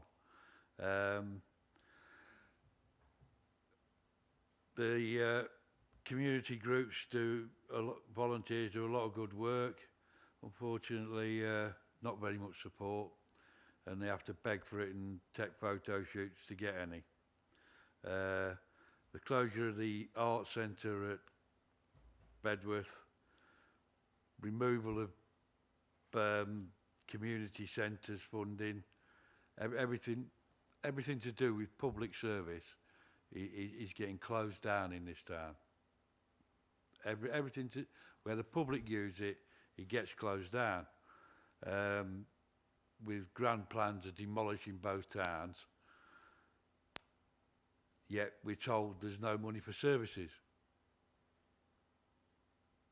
Where's the money for all the grand plans you've got to replace perfectly good buildings? You know, it's just beyond ridiculous, Mr. Smith, I think the leader of the council has told you on several occasions that the money for the regeneration projects in both towns is coming from external sources, through government, through oh yes, it is public money. I don't dispute that. I don't dispute that. I don't dispute that. But what you call demolition, we call regeneration. And this administration was elected on a manifesto of regeneration. Over half the borough voted for it. We have a public mandate to do it, and that is what we're going to do. I think you wanted a point of clarification, Councillor Kenner. Just wanted to just put a bit of clarification on the fact that, you know, the art centre is not closing because of years and years of mismanagement. Also, can you hear me? And also, just on the public participation in this entire report is based on the public using CAB and Carver services. I was just wondering what you mean by there's no public participation in this when the entire report is based on the public using the services. The public don't get the opportunity to use the services. Yeah, we've been shut down. Yeah, you've still got it on your website. Yeah, stay home. Yeah, Visit Nuneaton, it's got a banner at the top on your website, yeah? Stay home, yeah? We provide face-to-face appointments, Mr. Smith. You close the art centre, you're trying to farm out the community centres around the area, yeah? Which ones? Stockingford That's remaining open. and Kersley, yeah? Yeah. You're removing funding from both. As I understand it, external organisations want to take over the running of those two centres. Yes. Basically because the funding's been removed and it's been replaced by volunteers. Great volunteers in this town, yeah? Very little support from the people in here. Like I say, you've had £150 million and you've come up with an idea to knock most of the Nuneaton down, yeah? Right? Yes, we call that regeneration, which is great for the economy and good for growth. Big plan, knock Nuneaton down, yeah? In the middle of a crisis, yeah? In building material shortages, you can't finish the bridge project. I know that's Warwick, yeah? Okay. I'll look at the construction side of it, being a construction worker, and you can't finish any projects anywhere. You've caused a massive logjam at the top in the southern entrance, yeah? You've shut every road. All right, okay. You know what I mean? We're going to move on because this is actually about community and voluntary organisations, not about the Bermuda Bridge. That 150 million could be spent on people that are going to be cold and hungry this year. And that's your opinion, but that's not council money. But anyway, does any member wish to come in on this item? Councillor Shires. Thank you. Two wonderful reports. To actually break down, and I'll do this for Mr. Smith, actually how the reports are put together specifically by Citizens Advice, and I can give you this because I worked for Citizens Advice for numerous years, worked in the voluntary sector for 22 years, and had to do reports similar to this for funders. Now, voluntary agencies are independent and receive certain amount of funding from different areas. There would be a certain amount from local authority, certain amount from other charities, lottery, things like that, and that will be drawn in. And everything that is on these reports comes from a real person. So these issues work out about 3 issues per person. Those 3 issues would normally be debts, benefit, housing. Sometimes you community care in there with regards to adaptations and things. So everything on here would be a real person. Every time a person comes into the Citizens Advice, they are logged and then their issues are counted separately. Everything's given a code and it's all held separately, away from anything to do with the local authority or anything. There is no information held by that. So, and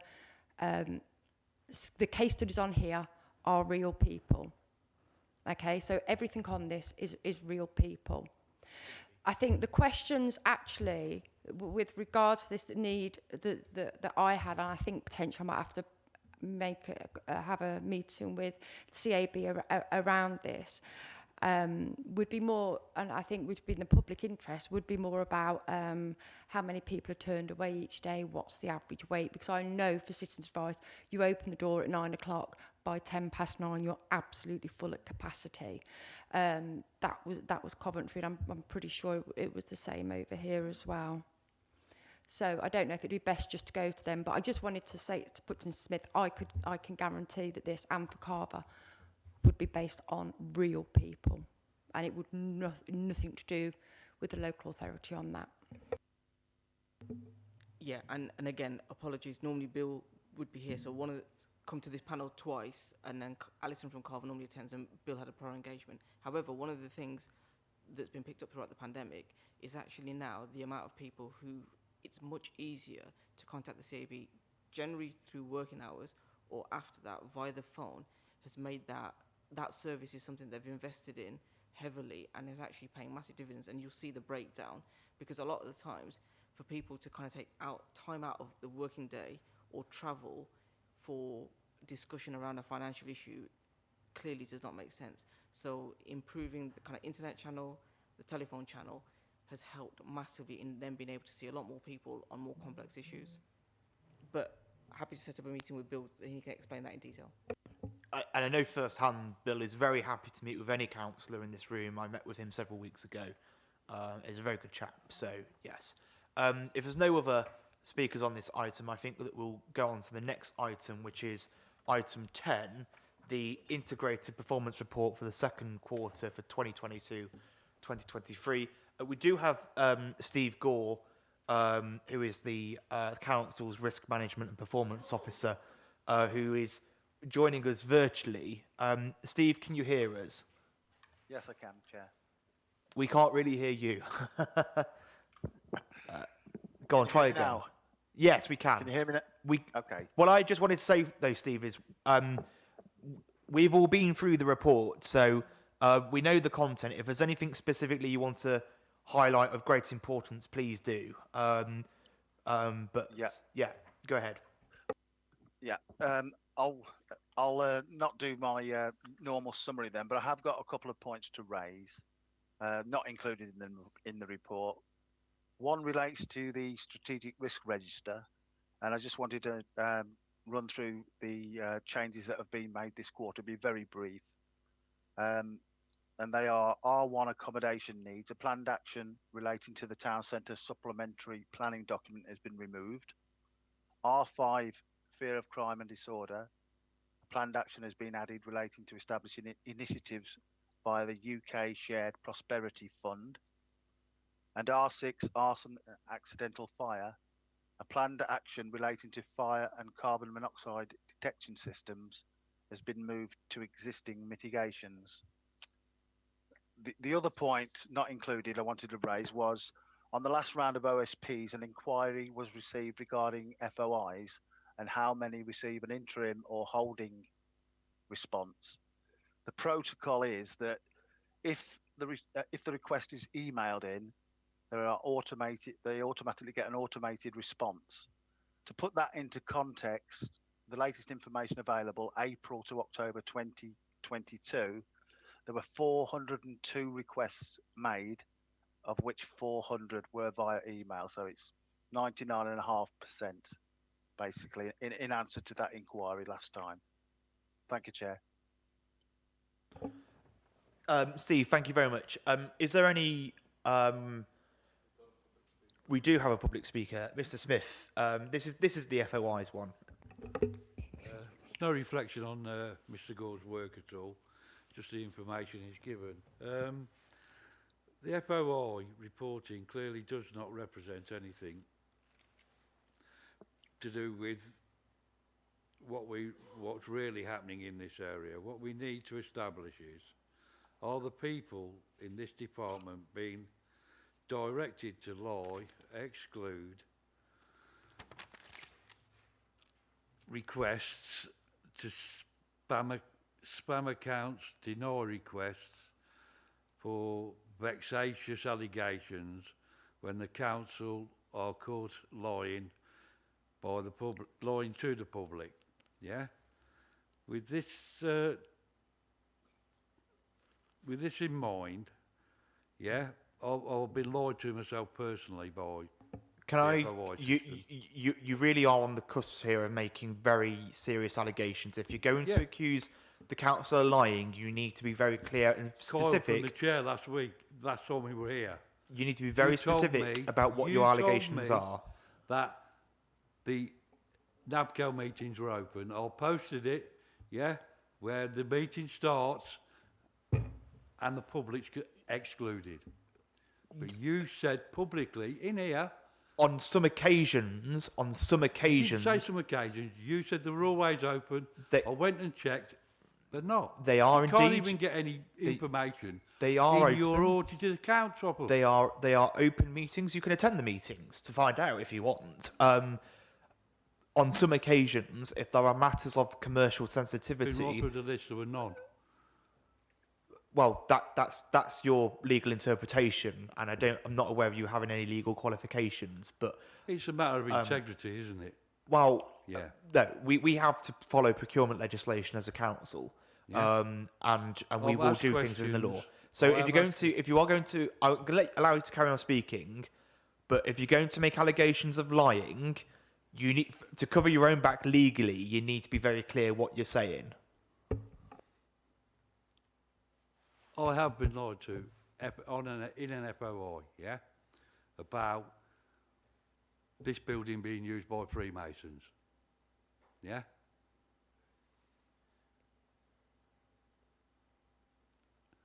It's been booked out to them, yeah, and I was told it wasn't, yeah. So that and a number of requests being denied for no good reason, yeah. It's not laughing, Kyle, yeah. You know what I mean? This is an allegation. Last time you lied to me about NABCO, yeah, which is a matter for yourself and Mr. Richardson, yeah. The council, Mr. Wilson, writing letters in with fictitious people on it to do a hit job on us, yeah. Okay, I'm putting a stop to this. This is just, right. this is the, you know. Feel free, you know where I'll be. If you're going to make those allegations, I would advise you to commission a solicitor to act on your behalf. I'll be outside. So I'm Send going yours to me. Putting a stop to this because none of this is true, and I have a duty to make sure that actual information is communicated appropriately in this chamber. So,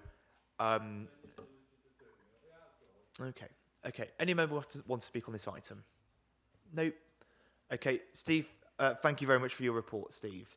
I think I think the points about FOIs are clearly indicated in the report in the data tables.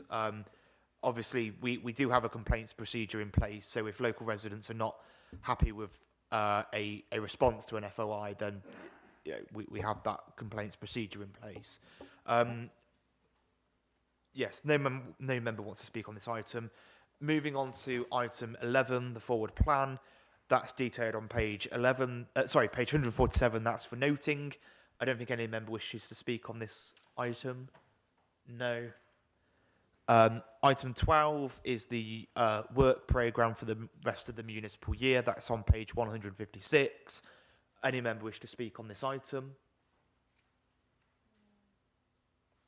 No? Okay. Item 13 is any other items.